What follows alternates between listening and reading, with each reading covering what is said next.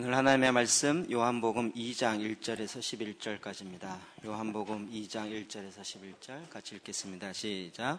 사흘째 되던 날 갈릴리 가나에 혼례가 있어 예수의 어머니도 거기에 계시고 예수와 그 제자들도 혼례 성함을 받았더니 포도주가 떨어진지라. 예수의 어머니가 예수에게 이르되 저들에게 포도주가 없다 하니 예수께서 이르시되 여자여 나와 무슨 상관이 있나이까? 내 때가 아직 이르지 아니하였나이다. 그의 어머니가 하인들에게 이르되 너희에게 무슨 말씀을 하시든지 그대로 하라 하니라. 거기에 유대인의 정결 예식을 따라 두세 통 드는 돌 항아리 6이 놓였는지라. 예수께서 그들에게 이르시되 항아리에 물을 채우라 하신즉 아기까지 채우니 이제는 떠서 연회장에게 갖다 주라 하시매 갖다 주었더니 연회장은 물로 된 포도주를 맛보고도 어디서 났는지 알지 못하되 물떠온 하인들은 알더라. 연회장이 신랑을 불러 말하되 사람마다 먼저 좋은 포도주를 내고 취한 후에 낮은 것을 내거늘 그대는 지금까지 좋은 포도주를 두었도다 하니라. 예수께서 이 첫 표적을 갈릴리 가나에서 행하여 그의 영광을 나타내시매 제자들이 그를 믿으니라. 아멘. 우리가 지금 하나님께서 우리 안에 거하시는 우리의 마음의 집, 주님이 거하시는 그 집에 대해서 살펴보고 있습니다. 구원의 여정에 우리가 예수 그리스도인이 되어지는 것, 새 생명이 되어지고 거듭나는 것, 신학적으로 얘기하면 칭의, 의롭다라고 칭함을 받는 것은 즉각적이고 순간적입니다. 그러나 그리스도인으로 살아가는 것, 그리스도인이 거룩으로 이루어지는 것, 성화되어져 가는 과정, 이것은 점징적입니다. 이럴 때 우리가 어떻게 반응하는가 하는 것이 굉장히 중요합니다. 예수 그리스도께서 우리 안에 딱 임하시는 것, 우리가 믿음으로 그를 영접하고 초청하고 할 때 우리 안에 임하십니다. 그분이 우리 안에 거하셔서 우리와 함께 거하여 사는 것, 이것은 점징적으로 이제 우리의 마음의 하나하나, 구석 하나하나씩을 주님이 함께하기 원하시고 그것들을 같이 나누고 있는 것입니다. 그런 가운데 오늘은 네 번째로 주님이 우리 안에 거하셔서 우리의 즐거움의 방, 우리 오락실이 따로 있지는 않지만 즐거움을 나타내는 그런 방 가운데서도 주님께서 우리 가운데 그곳을 이렇게 두들기시고 함께하길 원하십니다. 저는 어렸을 때부터 교회를 다녔기 때문에 교회 주일날 예배는 굉장히 엄숙하고 거룩하고 경건해야 된다. 그런 이야기를 많이 들었고 또 제가 다녔던 교회는 약간 그런 분위기였었습니다.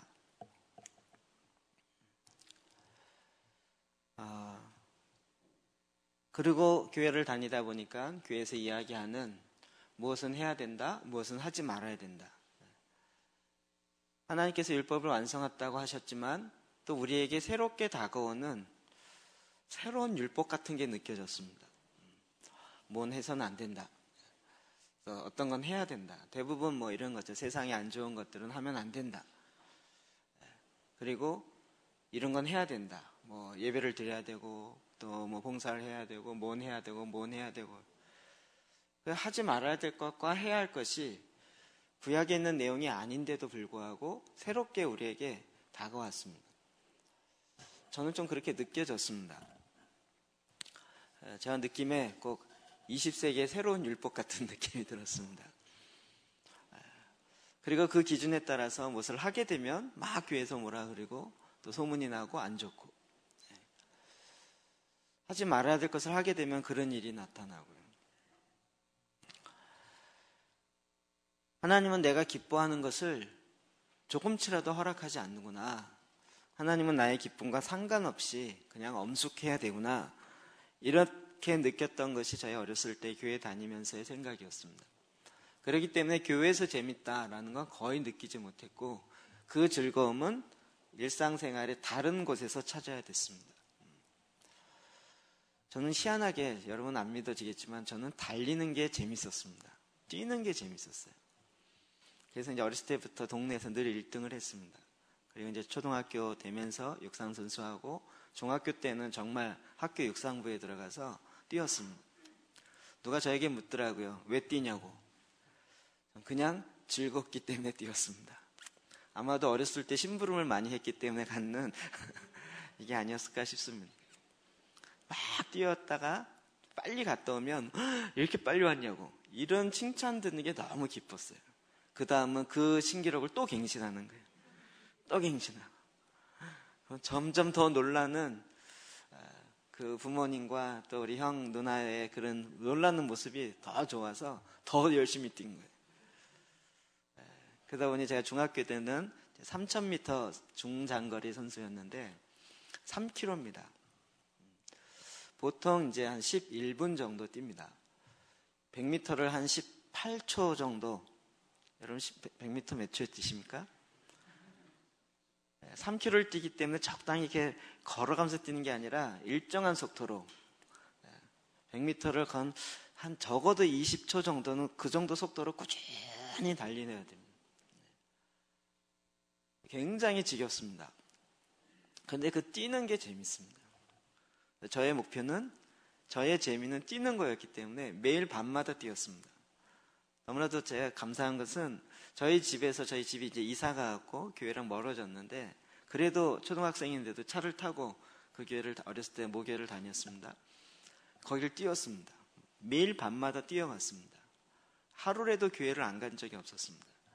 근데 그 거리가 3km였어요. 건 3km. 시간을 딱 대고 운동복을 입고 뛰어갑니다. 교회 딱 도착하면 숨이 완전히 헐떡거려서 표현이 그렇지만 허파가 나왔다 들었다 정도로 헉헉거리면서 그 교회 완전히 이렇게 누워가지고 한창 있어야 이제 좀 이렇게 숨도 정상으로 돌아오고 솔직히 얘기하면 교회에서 예배 드리는 것보다 교회 뛰어가는 게 더 재밌었습니다. 교회 가는 또 다른 뭔가 다른 재미를 찾아야만 했습니다. 그러니까 예배가 재밌진 않았어요. 예배가 즐겁진 않았어요. 그거 외에 다른 뭔가 재미가 있어야 했고 그 재미를 향해서 계속 나아갔던 것입니다. 근데 과연 우리의 신앙이 나의 재미와는 아무 상관없이 이렇게 딱 분리돼야 되는가? 하나님 말씀을 보면 볼수록 그렇지 않다라는 것을 알게 되었습니다. 오늘 이 첫 번째 예수님의 기적을 일으키는 사건인데요. 이 사건은 좀 독특한 관점이 있습니다. 1절 볼까요? 시작. 사흘째 되던 날 갈릴리 가나에 혼례가 있어 예수의 어머니도 거기 계시고 예수와 그 제자들도 혼례의 청함을 받았더니 아멘. 아멘. 혼례 예식이 있는데 결혼 예식이 있는데 그 결혼 예식에 예수님의 어머니도 있었고 예수님도 그 제자들도 초청을 받았습니다. 이스라엘의 이 문화는 제가 보기엔 좀 통 큰 문화인 것 같아요. 기본적으로 절기가 이틀 3일 쉬지 않고 일주일씩 쉽니다. 무교절 일주일, 장막절 일주일 플러스 하루 8일. 결혼 예식도 하루 이틀 하는 게 아니라 대부분 7일을 했습니다. 7일 동안 결혼 예식을 합니다. 굉장히 상징적 의미도 있는데 그래서 7일 동안 계속 춤추고 놀고 즐거워하고 그리고 7일 동안 잔치를 합니다. 여러분 하루 설날 지내도 쉽지 않으시죠? 그것을 계속 7일 동안 이렇게 지내며 갑니다. 이게 굉장히 기뻐하는 즐거운 잔치인데 이 잔치에 예수님이 초청을 받았습니다. 초대를 받았습니다. 예수님이 결혼 초청에 갔을까요? 안 갔을까요? 그냥 성경이니까 그랬거니 생각하지 말고 오늘날 생각해 보십시오. 우리 전사님이 다음 주 결혼인데요. 전사님이 아주 순진한 마음으로 초청장을 예수님께 보냈습니다. 예수님이 결혼식장에 올까요? 안 올까요? 올까요? 안 올까요? 믿음이 테스트되는 것은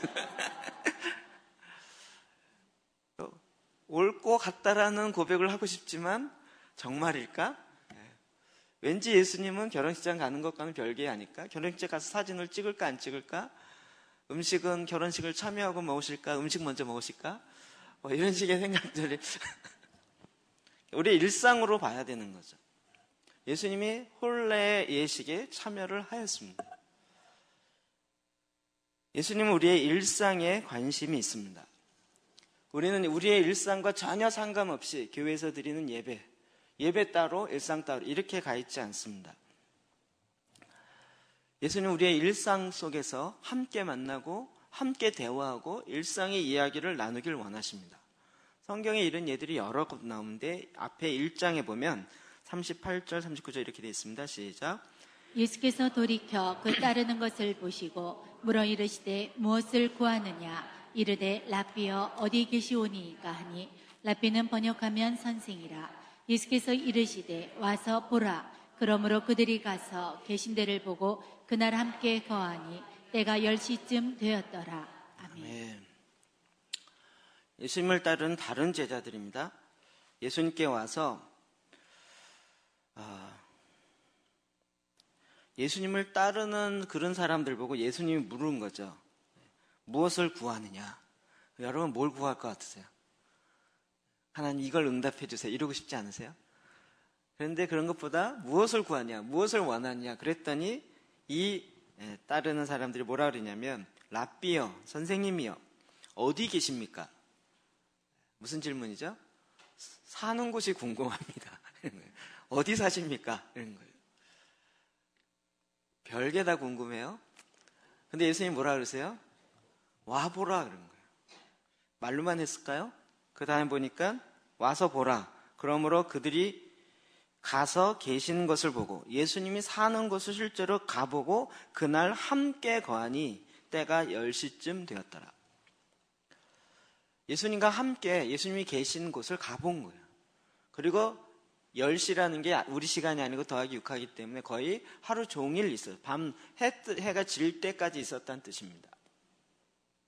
예수님과 같이 계속 그 집에 있으면서 오랫동안 있었어요. 그 있으면서 뭐 하고 있었을까요? 차렷하고 예배하고 있었을까요? 그냥 평상시에 앉아서 물도 마시고 음식도 먹고 간식도 먹고 얘기도 하고 이런 얘기 했겠죠? 네. 제가 전에 대학부 사역할 때 어떤 자매하고 우연찮게 어디 큰 대형마트에서 만났습니다. 늘 교회에서 만나다가 대형마트에서 이 카트를 이렇게 읽다가 딱 만나니까 너무 새롭고 너무 신기한 거예요. 그래갖고 약간 어색하기도 하고, 근데 거기서 해필 어머 목사님 이랬는데 주위 사람들이 이렇게 여러분 대형마트에서 저를 만나거든 아저씨 그래 주십시오. 약간 저도 그래서 야 반갑다 이러면서 그래서 이제 조용한 뭐 이렇게 아이스크림집 같은 음식점 있잖아요. 그런데 앉아서 얘기를 좀 나누었습니다. 저는 저희 아내를 이렇게 쫓아다니면 머리가 너무 아프고 그래서 가능하면 웬만하면 이렇게 포터로 끌고는 다니지만 초찬에는 짐 다 사면 불러 이렇게 거기에 앉아서 이렇게 이야기를 나눴어요. 근데 뭐 상담을 하려고 만난 것도 아니고 뭐 어떤 목적을 갖고 만난 게 아니라 우연히 만났으니까 할 얘기가 없잖아. 그래서 뭐 이렇게 저렇게 얘기하다가 뭐 무슨 얘기를 했는지 모르지만 그때는 아마 연속곡 얘기도 좀 하고 뭘 얘기를 했었더니 얘가 갑자기 목사님, 목사님하고 이런 대화를 하다니 자기 너무 막 신기한 듯이. 저도 일상을 삽니다. 여러분 날마다 설교만 할 거라고 생각하는데 그렇지 않습니다. 일상을 삽니다. 예수님도 일상을 사셨습니다. 예수님은 어디에 계십니까? 어디에 사십니까? 우리 같으면 무슨 질문이에요? 몇 평에 사시나요? 이것부터 시작해서 그 집은 어떨까요? 도대체 어떻게 뭘 베고 주무시나요? 그냥 이런 사소한 것들. 예수님이 그 부분에 있어서 야 너는 내 말씀만 들어라 이러지 아니하시고 와서 보라. 나와 같이 한번 있어봐라. 하루 종일 같이 있었던 것입니다. 그러면서 예수님은 그냥 늘 일상이 항상 막 거룩하고 이러지 아니하시고 제가 말씀만 보면 볼수록 예수님은 굉장히 즐거움이 많으시고 또 파티도 굉장히 좋아하시는 분이라는 걸 압니다. 누가복음 15장 25절, 23절, 32절 볼까요? 시작. 그리고 살찐 송아지를 끌어다가 잡으라. 우리가 먹고 즐기자. 이 내 동생은 죽었다가 살아났으며 내가 잃었다가 얻었기로 우리가 즐거워하고 기뻐하는 것이 마땅하다 아니라. 아멘. 아멘. 여러분 아실지 모르지만 저희가 척사대회 할 때마다 제가 본문을 잡는 설교 본문입니다. 뒷부분에 나온 우리가 먹고 즐기자. 성경은 늘 이렇게 그것만 딱 끊으면 멋있는 게 많이 나옵니다. 우리가 먹고 즐기자. 물론 이게 예화이지만 그러나 그 속에 주님이 이미 담겨 있어요. 잃어버린 그 아들이, 둘째 아들이 돌아왔을 때 하나님께서 잔치를 베풀어요. 삼겹을 잡진 않았습니다. 살찐 송아지. 송아지 고기는 더 맛있다는 거 아시죠? 게다가 살이 쪘습니다. 그러니까 얼마나 이게 맛있었겠습니까? 살찐 송아지를 끌어다가 잡으라. 우리가 먹고 즐기자. 먹고 즐기자는 거예요. 자, 요즘에 이제 금식에 대한 마음이 다시 들어서 금식을 다시 막 여러 사람에게 전하고 있어요. 사람들이 저를 맨날 금식만 하는 줄 알아요.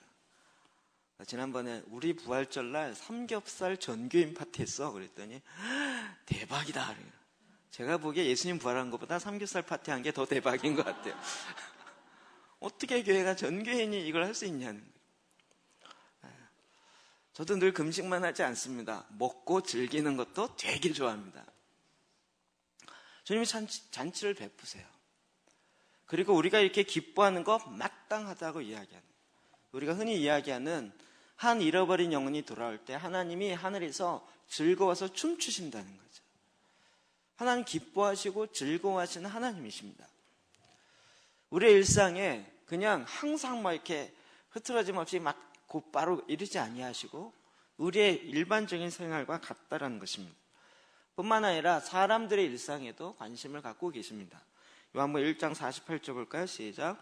나다나엘이 이르되 어떻게 나를 아시나이까? 예수께서 대답하여 이르시되 빌립이 너를 부르기 전에 내가 무화과 나무 아래 있을 때에 보았노라. 아멘. 이 말에 나다나엘이 감동을 했습니다. 어떻게 나를 보았을까? 어떻게 나를 아시나이까? 근데 여기 우리가 이해하기 어려운 얘기를 하죠. 빌립이 너를 부르기 전에 내가 무화과 나무 아래 있을 때 보았노라. 무화과 나무 아래에서 뭘 했을까요?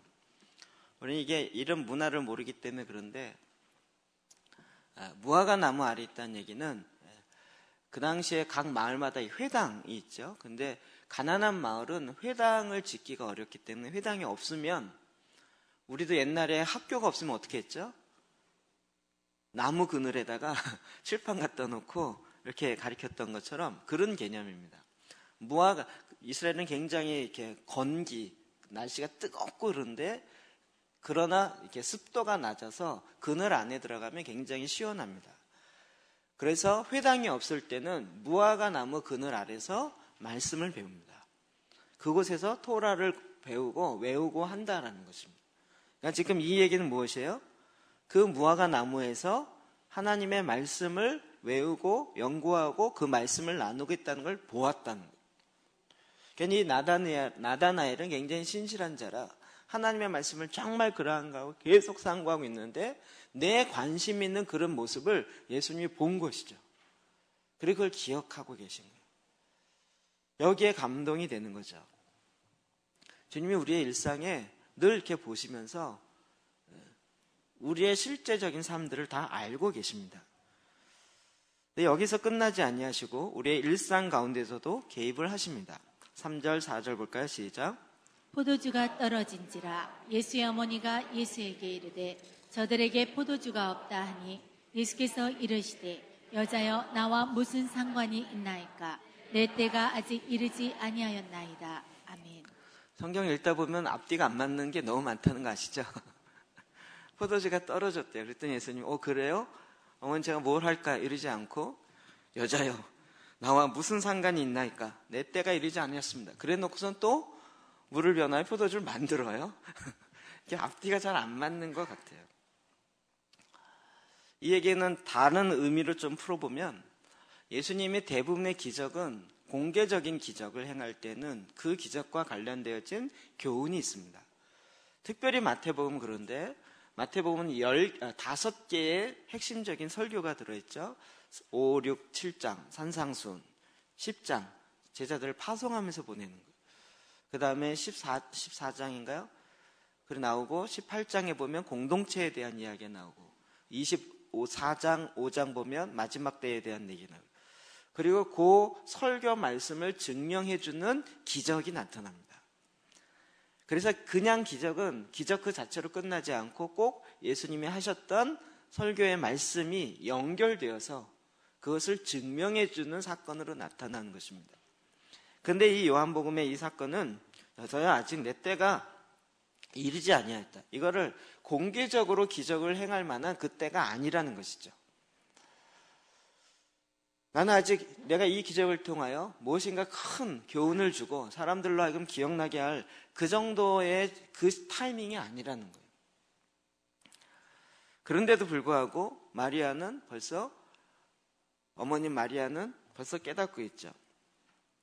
그리고 그 말을 하고 예수님이 누이쳤다든지 이런 얘기 없이 다시 하인들을 불러서 이야기합니다. 7절 8절 시작.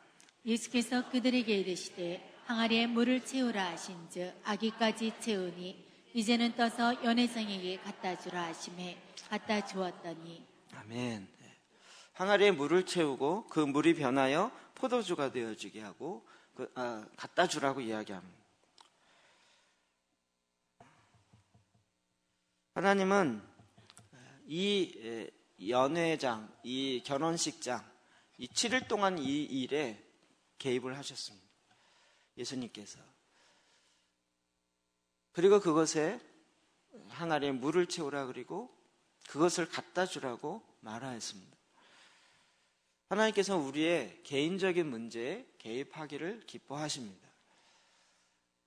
우리와 상관없이 하나님은 늘 하나님의 기준으로만 살아가지 아니하시고 우리의 실제적인 문제들을 바꾸기를 원하십니다. 그것이 구약 이사야 61장 3절에 보면 더 실제적으로 나타납니다. 읽어봅시다. 시작. 무릇 시온에서 슬퍼하는 자에게 화관을 주어 그 죄를 대신하여 기쁨의 기름으로 그 슬픔을 대신하며 찬송의 옷으로 그 근심을 대신하시고 그들이 의의 나무 곧 여호와께서 심으신 그 영광을 나타날 자라 일컬음을 받게 하려 하심이라. 아멘. 주께서 내게 기름을 부으사 가난한 자에게 복음을 증거하고 그 앞에 1절 2절이 이겁니다. 아주 유명한. 그러면서 무릇 시온에서 기뻐하는 자에게 황한, 기뻐하는 자에게 슬퍼하는 자에게 화관을 줘요. 막 슬픔에 있는 개인에게 기쁨의 화관, 꽃으로 되어진 그 모자를 화관을 씌운다고요. 죄를 대신하여 죄를 져서 죄를 쓰고 있는, 발음이 어렵네요. 그런 자에게 그 죄를 대신하여 기쁨의 기름으로 대신하세요.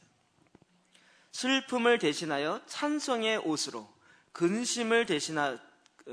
찬송의 옷으로 그 근심을 대신하세요.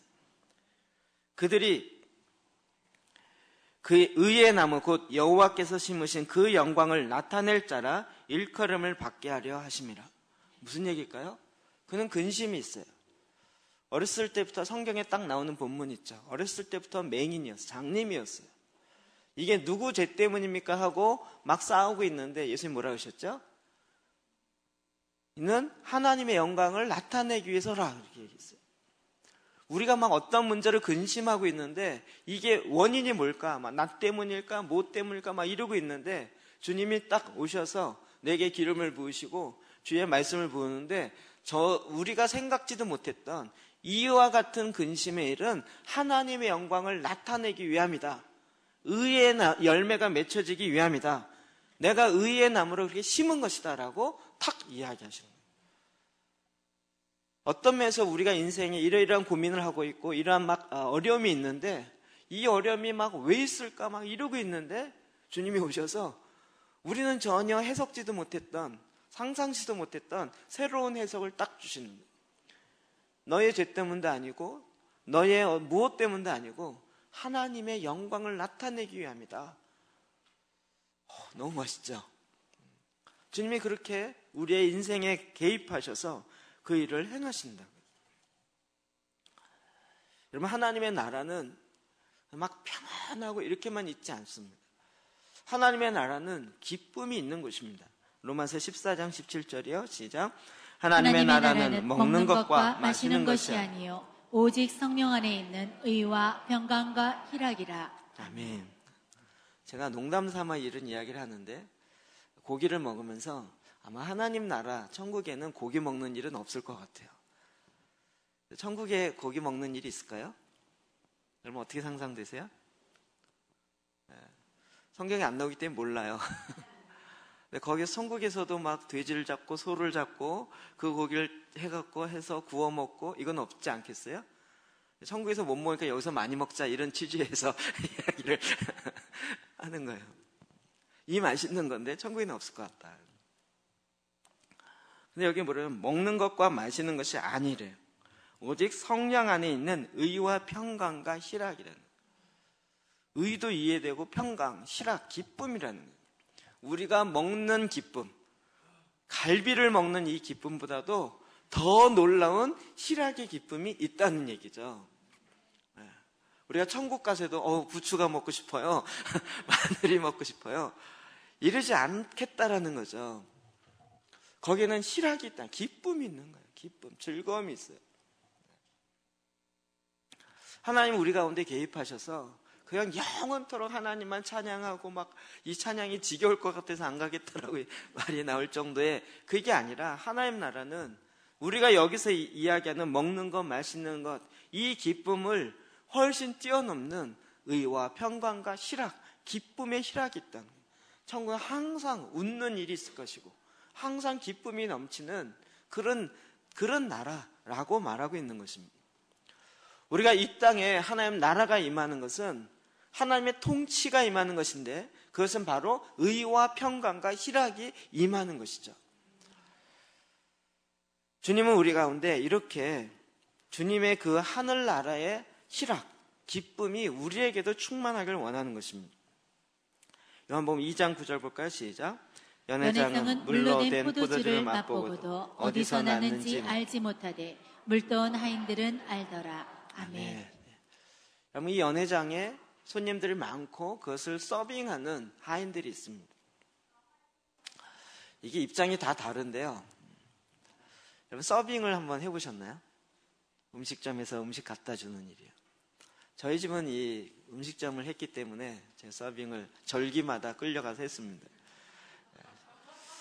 추석이 되면 종업원들을 다 고향 가는데 저희 아버님은 그때도 오픈을 하셨어요. 그리고 그때가 대목 보는 날이에요.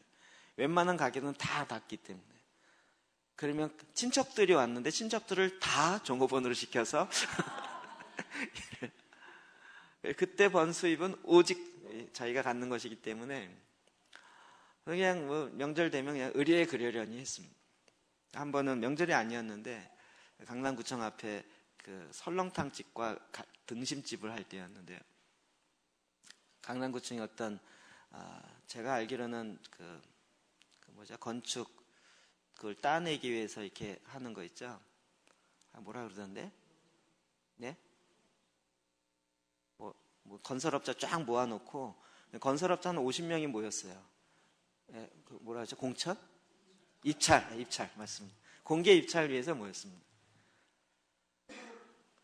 그 당시만 해도 뭐 그런 게 많이 있었던 것 같아요. 그게 공개 입찰인데 공개 입찰 하기 전에 공개 입찰에 들어가는 건설업자들이 다 미리 모여갖고 한 음식점에 모여서 같이 고기를 먹는 거였어요. 제가 그 비리 현장을 봤기 때문에 온 사람에게 다 담배 한 갑을 나눠주더라고요. 나중에 알고 봤더니 담배 그 속에 얼마를 쓰라고 다 가격이 적혀져 있어요. 공개 입찰하지만 이런 얘기 해도 되나? 그 전에 거의 공개 입찰에 붙을 사람들이 미리 단합이 되어 있어가지고 이번엔 누가 하는 거다 딱 짜놓고 이 사람이 밥값을 내요. 이 사람이 담배를 쫙 돌리면서 거기에 얼마 쓰라라고 다 정해져 있어요. 짜놓고 하는 적이에요. 그러니까 거기에 같이 온 사람들은 이렇게 순번대로 나눠 먹게 하기 때문에 그러려니 하고 오직 기쁨은 고기를 먹는 기쁨이에요. 가장 비싼 고기를 신나게 시켜요. 그때 저희 가게 역사상 최고의 매상을 올렸어요. 제일 비싼 고기를 근데 그때 이제 제가 서빙을 위해서 끌려갔죠. 그래갖고 막 제일 비싼 등심으로 많이 놓고 하는데 한 50명이 등심을 먹기 시작하니까요. 감당이 안 되는 거예요. 그 당시만 해도 이렇게 고기를 잘라줬어요. 그리고 놓고 해서 하고 이제 가위를 들고 그러면 막 가서 자르고 그러는데 이 고기만 자르러 다니는데도 여기서 불러대고 저기서 불러대고 저는 막 땀이 비직비직 나고 너무 힘든데 저희 아버님은 너무 신나는 거예요. 추가가 나오면 더 신나는 거예요. 서빙하는 사람이 너무 이게 힘들다는 거 아시겠죠? 어떤 면에서 지금 포도주가 떨어졌어요. 더 이상 갖다 줄 일이 없어요. 그러니까 하인의 입장에서는 할 일이 없어졌어요. 좀 쉴 만큼 되었어요. 그런데 물을 떠다가 갖다 주라는 거죠.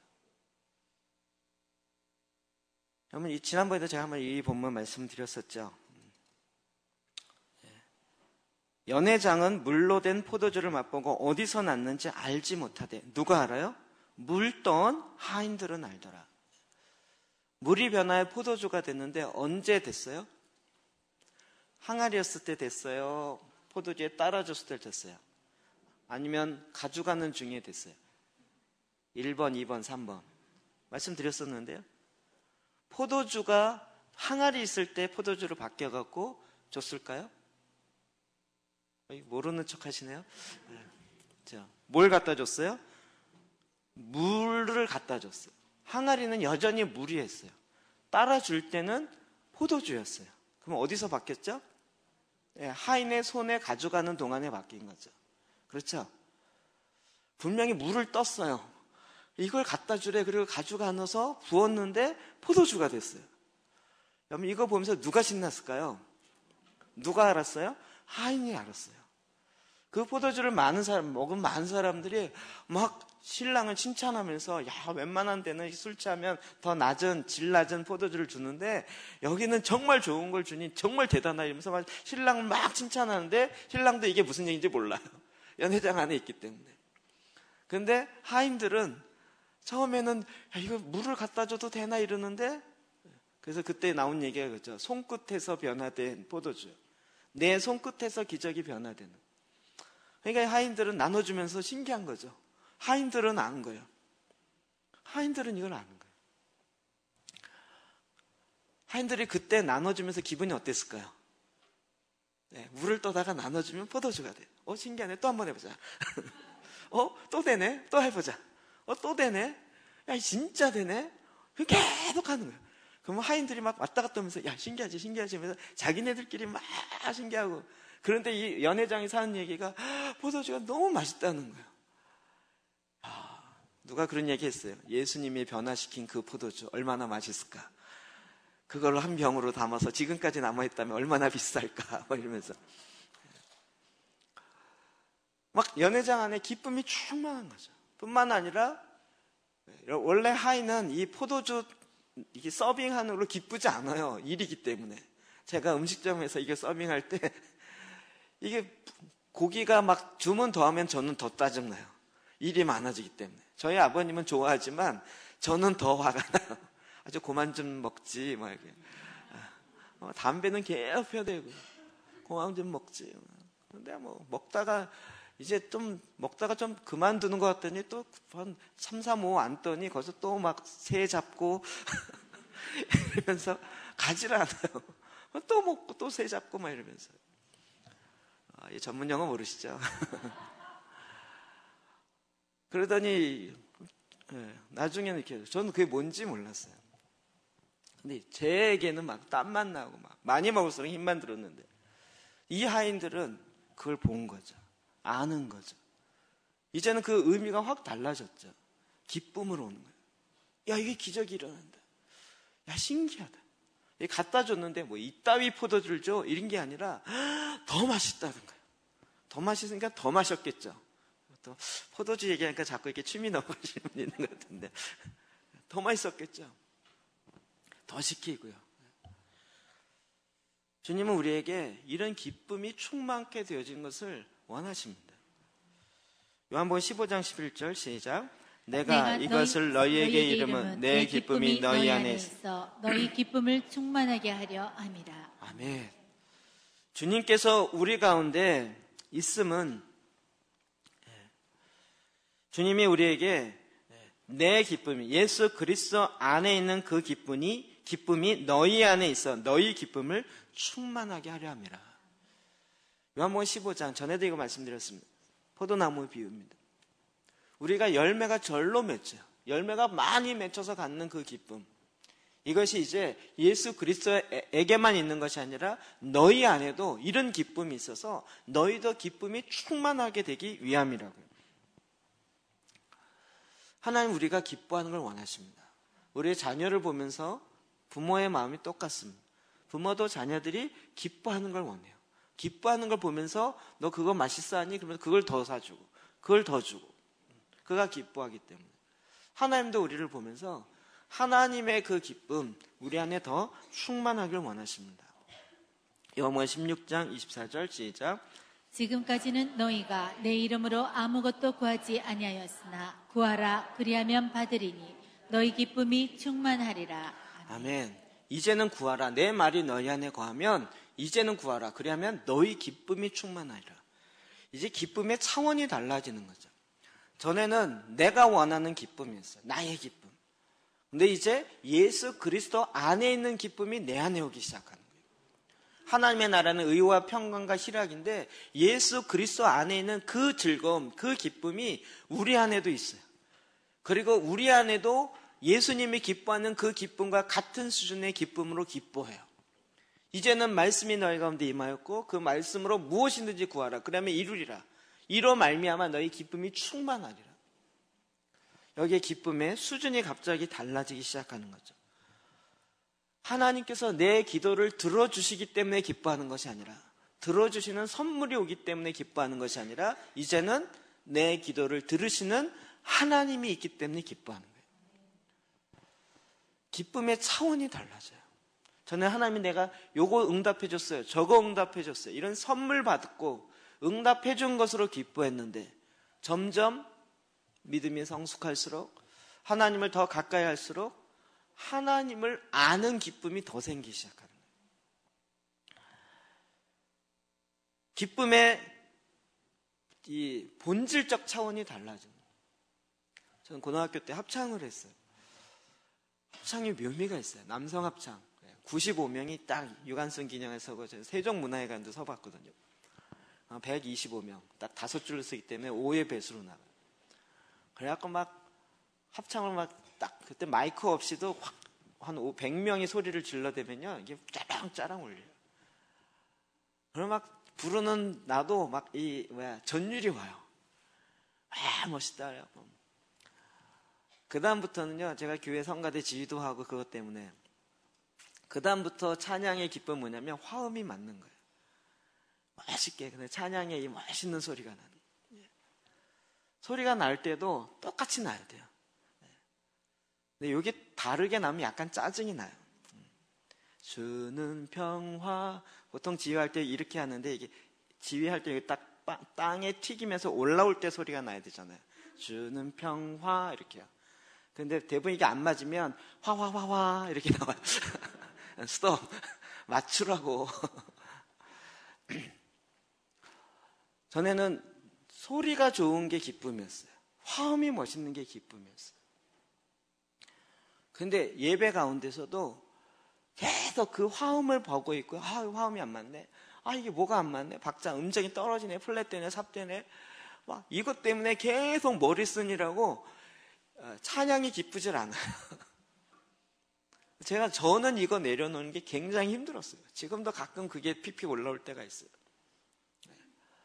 여러분 음치가 찬양을 하는데 기쁨이 넘쳐요. 이런 거 아시죠? 박자가 안 맞는데 즐거워요. 우리는 음악을 즐거워하는 게 아니라 노래를 즐거워하는 게 아니라 그 노래를 받으시고 그와 함께하는 그냥 흥얼거리며 읊조리며 나오는 그 노래인데 하나님 그게 굉장히 기쁨인 거예요. 우리가 화음이 맞아서 박자가 맞아서 그게 안 맞아도 맞아서 더 멋있게 나오면 이게 하면 그것도 좋을 수 있지만 그게 안 맞아도 내 안에 기쁨으로 말미암아 하나님이 나와 함께 하시는 것을 막 그냥 기쁨으로 나와 콧노래가 되어지고 흥얼거림이 되어지는데도 그게 내내 기쁨이 되는 거예요. 주님은 우리에게 계속 우리와 함께하는 그 기쁨들을 맛보길 원하십니다. 사도행전 2장 28절 시작. 주께서 생명의 길을 내게 보이셨으니 주 앞에서 내게 기쁨이 충만하게 하시리로다 하였으므로. 아멘.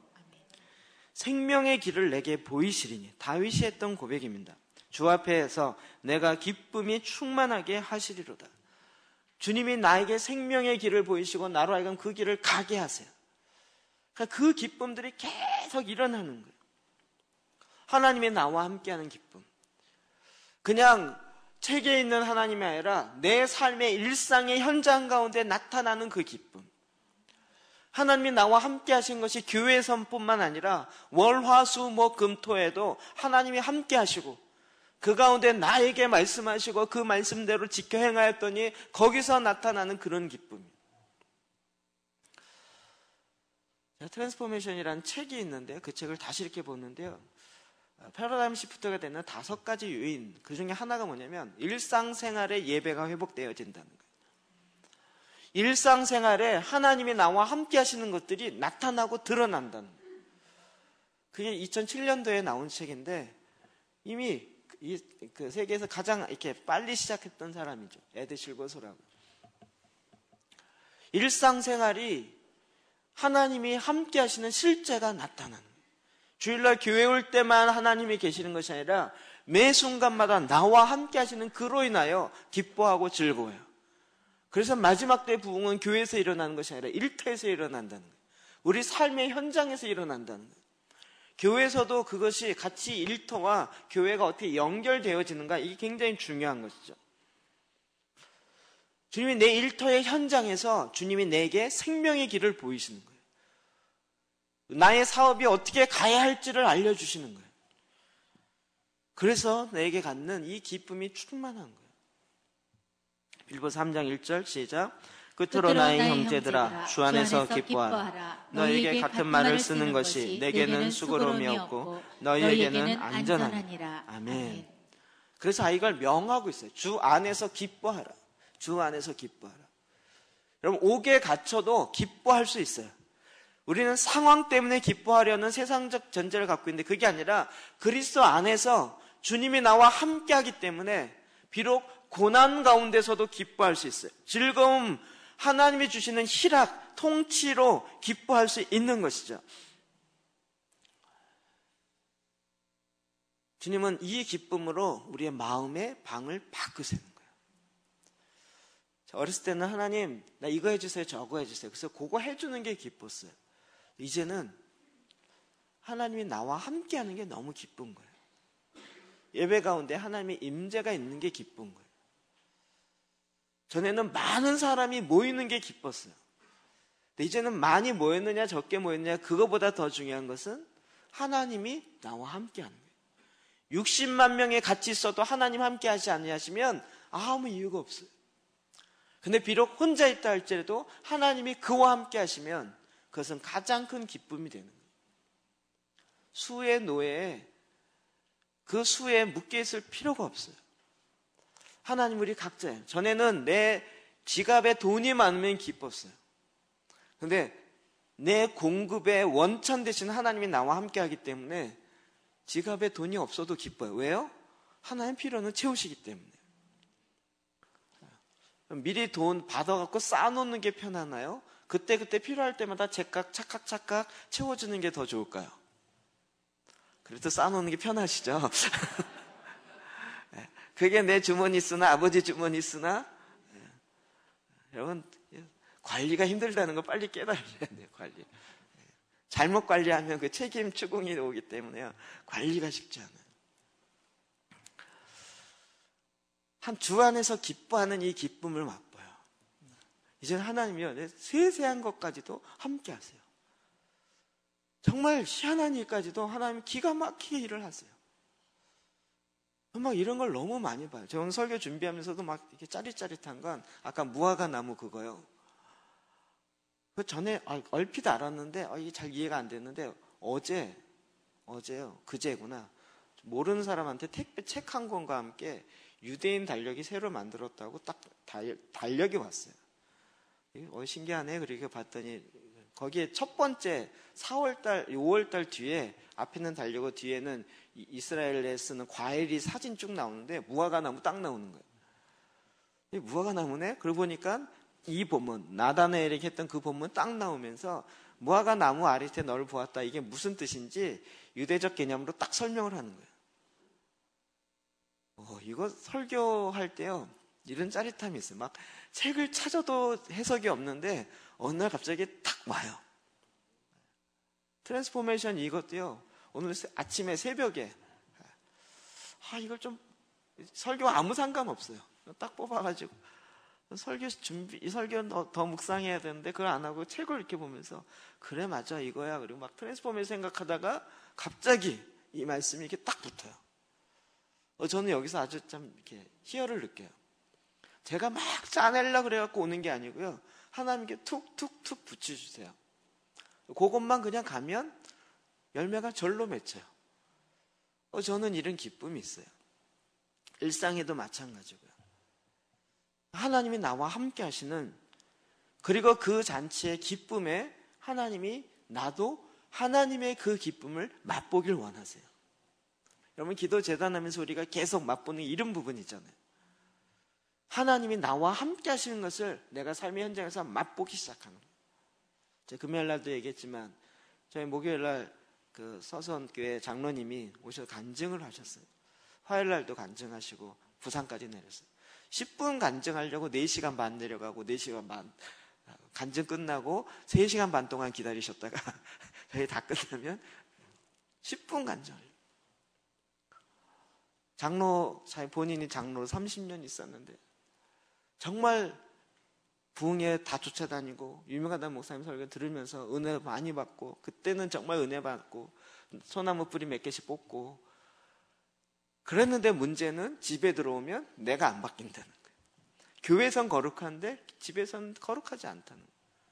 기도재단 말씀 갖고 자기가 정말 목사님 해보라는 거 다 해봤지만 여태까지 은혜는 많이 받았는데 문제는 집에 가면 이 성격이 안 바뀐다는 거예요. 그런데 기도재단 하면서 말씀을 매일같이 이렇게 하니까요, 어느 순간 전에 갔으면 아내가 이렇게 하면 막 화가 났는데 갑자기 화가 안 나고 말씀이 떠오르면서 참게 되고 인내가 되고, 그리고 아이들이요 정말 말 안 들었는데 목사님이 또 가정재단 하려니까 주일날 저녁마다 애들아 모여라 했더니 애들이 모이면서 입이 이만큼씩 나왔어요. 애들이 다 40세예요. 그 아이들도 손자 손녀들도 있어요. 다 모아놓고 가정재단을 하는 거예요. 하다 보니까 말씀이 그 안에 들어가기 시작해. 이제는 그게 너무 기쁜 거예요. 그게 기다려져요. 재밌어요. 부산에서는요, 오신 분이 주일이 아니고 화요일이 너무 기다려진대요.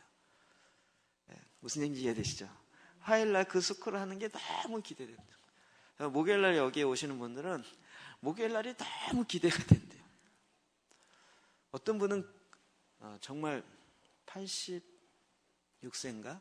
그런 권사님이 오셨어요.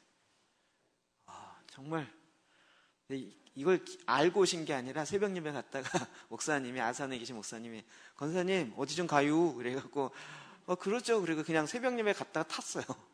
여기 오셔서 스쿨을 등록하셨어요. 그런데 너무 기대가 되는 거예요. 하나님 일하시는 거예요. 근데 그 옆에 친구분이 계시는데 그분이 교회 나온 지 2달 됐어요. 글을 잘 모르세요.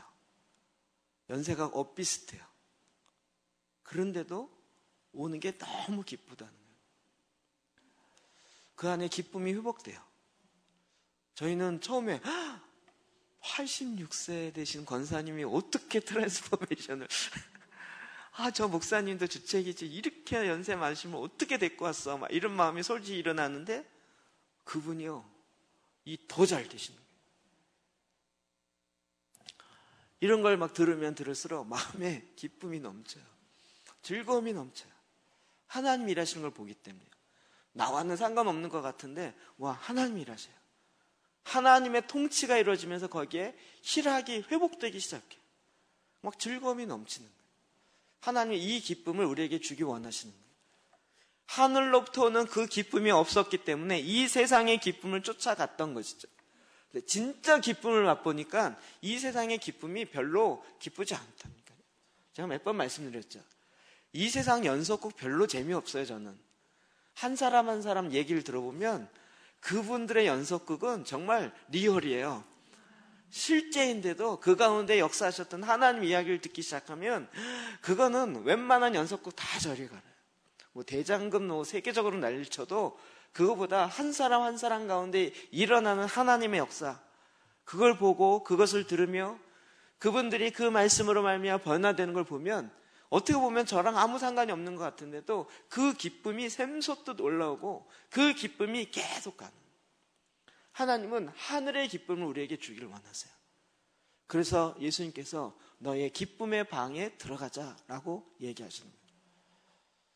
사람마다 기뻐하는 게 좀 달라요. 꺼붙여 놓은 것들이 있어요. 날마다 통장을 보면서 그 액수가 올라가는 걸 기뻐하시는 분도 있고, 날마다 뭔가 이렇게 쌓아놓고 그걸 보면서 기뻐하는 경우도 있고, 어떤 자기가 좋아하는 뭐 취미나 운동이나 뭐 이런 것들을 하면서 그걸 기뻐하는 경우가 있고, 게임하는 사람들은 게임이 기쁜 것도 있지만 그 최고 점수를 계속 갱신하면서 거기서 오는 기쁨, 그걸 또 갱신하려고 밤을 새면서 다시 해야 하는. 왜 그래요? 정말 하나님으로부터 오는 그 기쁨을 맛보지 못했기 때문에. 주님이 우리에게 이 영원한 기쁨을 우리에게 알려주기 원해서 너의 기뻐하는 것을 나의 기쁨으로 바꿔라 라고 우리에게 찾아오시는 겁니다. 요한계시록 19장 9절 시작. 천사가 내게 말하기를 기록하라. 어린 양의 혼인잔치에 청함을 받은 자들은 복이 있도다 하고, 또 내게 말하되 이것은 하나님의 참되신 말씀이라. 아멘. 어린 양의 혼인잔치에 청함을 받은 자는 복이 있도다. 할렐루야, 전능하신 하나님께서 드디어 이제 신부가 준비되었어요. 신부가 거룩한 세마포 신부의 옷을 입었어요. 이걸 보면서 하늘에서 대잔치가 준비된, 천국은 계속 하나님만 찬양하는 이게 아니라 제가 보기에는 천국은 1000년 동안 있어지는 혼인잔치라고 저는 봅니다. 혼인잔치라고. 1000년 동안 있어지는 결혼식 피로연이요. 이제는 하루나 7일이 아니라 1000년 동안 주님이 함께하는 이 기쁨과 즐거움으로 계속 기뻐하는, 기본적으로 이거 있을 거라고 봅니다. 거기에 청함을 받은 자는 복이 있도다. 저와 여러분이 거기에 청함을 받은 자들. 이 영원한 기쁨에 청함 받았는데 어떤 사람은 나는 소를 샀기 때문에, 밭을 갈아야 되기 때문에, 시집 장가 가야 되기 때문에 그 청함을 갈 수 없어요 라는 사람이 나온다는 거죠. 그러나 하나님의 이 기쁨에 청함을 받은 자들은 이 말씀은 참되도다.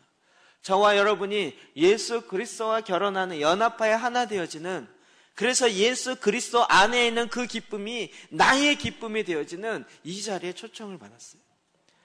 우리의 어떠한가 상관없어요.